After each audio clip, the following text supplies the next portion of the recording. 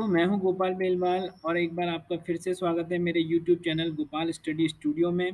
तो दोस्तों, आज हम आपको बताएंगे वेरिएबल पिस्टन पंप में कैसे आप प्रेशर का एडजस्टमेंट कर सकते हैं। तो मैंने लिया है यहाँ पे यूकेन का AR22 पंप।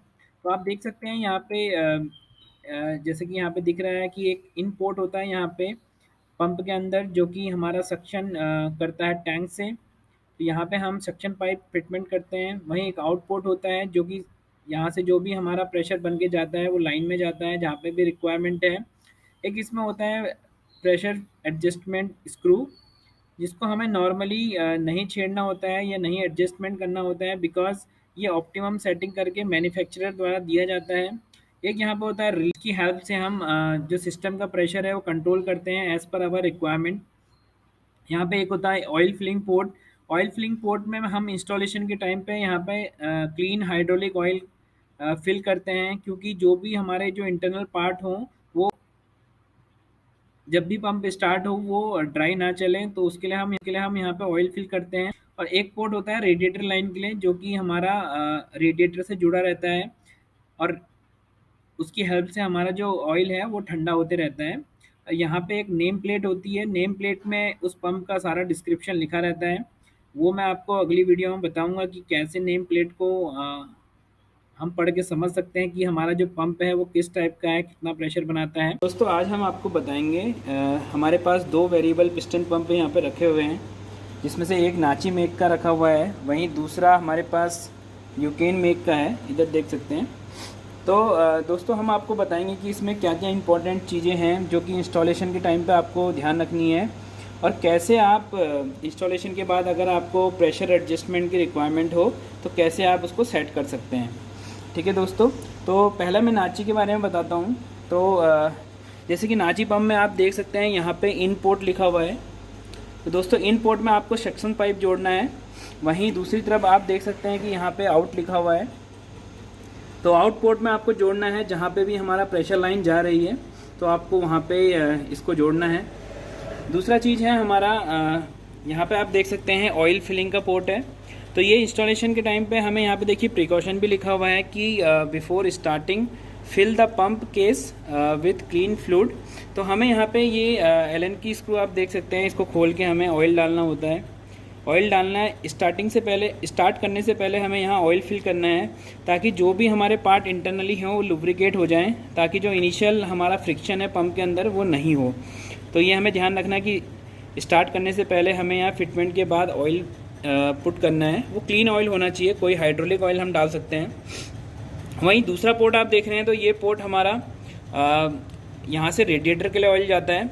रेडिएटर के लिए जो कि एयर कूल्ड रेडिएटर होता है, वहाँ पे इस पाइप, यहाँ पे हमारा पाइप कनेक्ट होता है उसके लिए, ताकि जो हमारा ऑयल हीटअप हो वो कूल हो सके धीरे धीरे। अब हम आपको बताते हैं जो पोर्ट होते हैं एक्चुअली यूकेन में किस तरीके के होते हैं। तो यूकेन में लगभग सिमिलर ही होता है। यहाँ पे आप देख सकते हैं कि आपका एक पोर्ट इस तरीके से दिख रहा है, जहाँ पे दो स्क्रू लगाने का आपको अरेंजमेंट दिख रहा है। तो ये जनरली सक्शन, यहाँ पे सक्शन पाइप फिट होता है जो कि टैंक के अंदर जाता है। दूसरा लाइन यहाँ पे ये प्रेशर लाइन है, जहाँ से हमारा मशीन को प्रेशर जाता है। वहीं सेम इसी में अगर यहाँ पे आप ऊपर की तरफ देखेंगे तो सेम उसी तरीके के पोर्ट हैं। ऑयल फिल पोर्ट है, दूसरा यहाँ पे वही रेडिएटर के लिए ऑयल जाने के लिए पोर्ट है। तो रेडिएटर के लिए हमारा जो फ्लूइड सप्लाई होता है वो दूसरे पोर्ट से होता है। अब हम आपको बताते हैं कि इसमें प्रेशर कैसे एडजस्टमेंट किया जाता है। तो प्रेशर एडजस्टमेंट करने के लिए दोस्तों हमें ये जानना ज़रूरी है कि रिलीफ वाल्व होता है, क्योंकि ये वेरिएबल पिस्टन पंप है तो इसमें हमें अलग से प्रेशर रिलीफ वाल्व लगाने की ज़रूरत नहीं होती है लाइन में। गियर पंप में ऐसा करने की ज़रूरत होती है कि हमें जब, क्योंकि गियर पंप में ये प्रेशर रिलीफ वाल्व इनबिल्ट नहीं होता है पंप के अंदर, तो हमें लाइन पे प्रेशर रिलीफ वाल्व की ज़रूरत होती है। लेकिन वेरिएबल पिस्टन पंप में ऑलरेडी हमारे पास रिलीफ वाल्व होता है, जैसे कि आप नाची के पंप में भी देख सकते हैं और यूकेन के पंप में भी देख सकते हैं, दोनों में ही प्रेशर रिलीफ वाल्व है। तो हमें करना क्या है दोस्तों, हमें प्रेशर एडजस्टमेंट करने के लिए हमें ये स्क्रू आप देख रहे हैं, तो हमें स्क्रू को अगर आप लूज़ करेंगे यहाँ से, ये सबसे पहले आपको अंदर वाला जो नट है उसको लूज़ करके इस स्क्रू को लूज़ करना है और प्रेशर गेज पे रीडिंग देखनी है। तो इसको लूज़ करेंगे जैसे ही आप, तो हुआ क्या दोस्तों, हमारा जो सिस्टम में प्रेशर जो बिल्ट हो रहा है वो यहाँ से रिलीज़ हो जाएगा पहले ही। जितना हम लूज़ करते जाएंगे प्रेशर हमारा सिस्टम में कम होता चला जाएगा, और जितना हमें रिक्वायर्ड है उसको हम वहीं पे लॉक कर देंगे। क्योंकि कोई भी पंप की रेंज, सपोज़ इस पंप की रेंज हमारी 20 बार से लेके 160 बार तक है, और हमें 70 बार का रिक्वायरमेंट है प्रेशर का, तो हम इस स्क्रू को उसी हिसाब से सेट करेंगे रिलीफ वॉल्व को, ताकि हमारा जो प्रेशर मेंटेन हो सिस्टम में वो 70 बार तक ही हो। क्योंकि ऊपर जाने में उसमें आपकी लाइन में इशू हो सकता है, तो आपको ये सेट करना भी ज़रूरी है। मे भी हो सकता है जब मैन्युफैक्चरर ने सेट करके दिया हो वो आपकी रिक्वायरमेंट से कुछ डिफरेंट हो। सपोज़ आपको 70 चाहिए तो वो 100 पे सेट किया हो।